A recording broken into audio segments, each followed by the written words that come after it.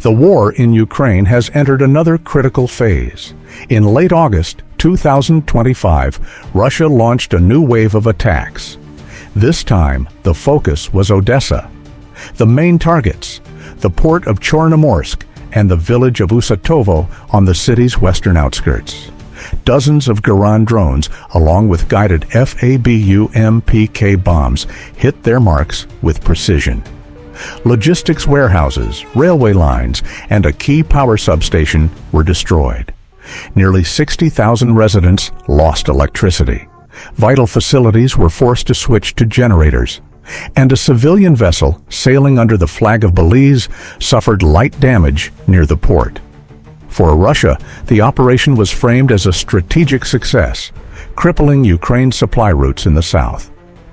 But for civilians, it was another heavy blow. Power outages, disrupted shipping, and damaged infrastructure highlight once again that ordinary people carry the greatest burden of this war.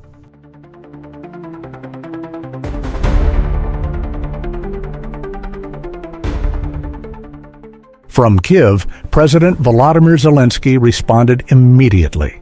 He declared that Ukraine would not only defend itself, it would strike back, and not just with limited counterattacks, but with deep strikes inside Russian territory. The statement was meant to project resolve, yet it raises serious questions. Would such actions truly change the course of the war? Or would they simply escalate the conflict further without any guarantee of success?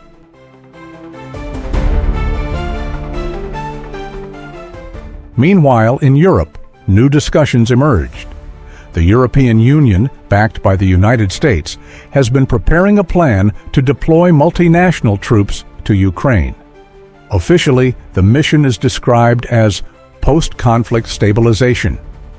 The stated goals: protecting civilians, maintaining order, and supporting reconstruction. But the reality is clear. The conflict is far from over, and calling it post-conflict may be premature, if not misleading. From Moscow's perspective, this is not a symbolic gesture. It is a direct threat. Russian officials have repeated many times the presence of foreign troops in Ukraine would be treated as a major provocation.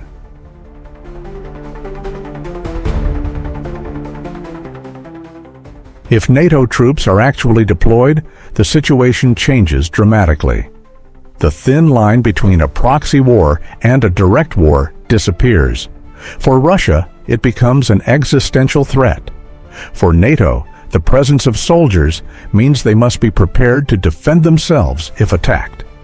That scenario raises the likelihood of open confrontation, and ironically, it is the very outcome that all sides claim they want to avoid.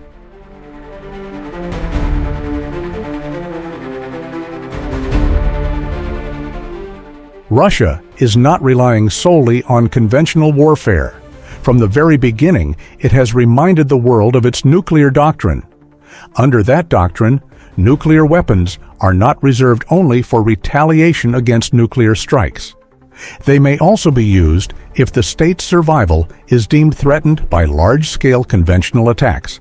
That means if NATO were to strike Russia directly, the option of intercontinental missiles would be on the table. Moscow has several systems designed for such a scenario. The RS-28 Sarmat, known in the West as Satan II, capable of carrying more than 10 nuclear warheads.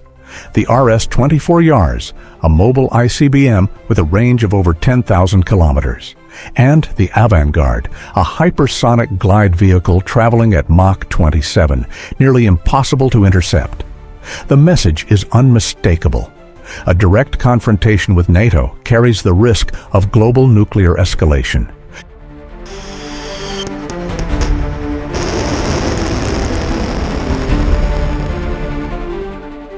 The legal dimension is no less complicated.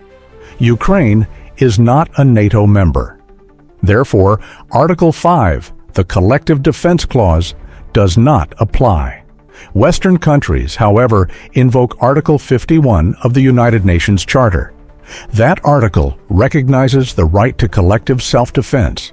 On this basis, they argue that military support, even troop deployments, can be justified.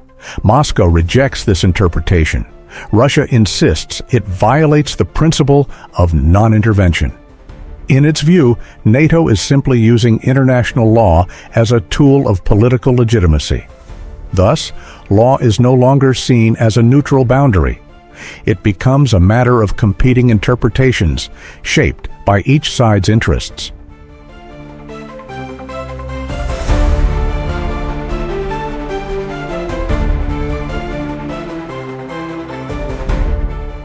If escalation continues, the impact will extend far beyond Ukraine. Eastern Europe could become a new front line. Poland, Romania, and the Baltic states may be drawn directly into the conflict. The global economy would also suffer. Energy markets could be shaken, as Russia still holds significant influence over oil and gas supplies. And geopolitics would harden into two opposing blocs. On one side, the West, led by the United States.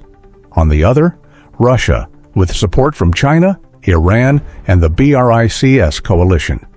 The world may not return to the Cold War of the past, but instead face a far more volatile confrontation, with higher stakes and fewer restraints.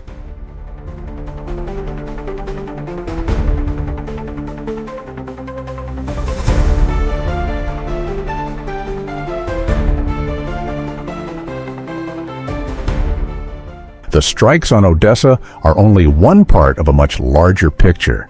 Ukraine's vow of retaliation, NATO's discussions of multinational troop deployments, and Russia's constant reminders of its intercontinental arsenal. Together, these developments create new layers of risk. The central question remains unresolved. Are these moves truly paving a path toward stability?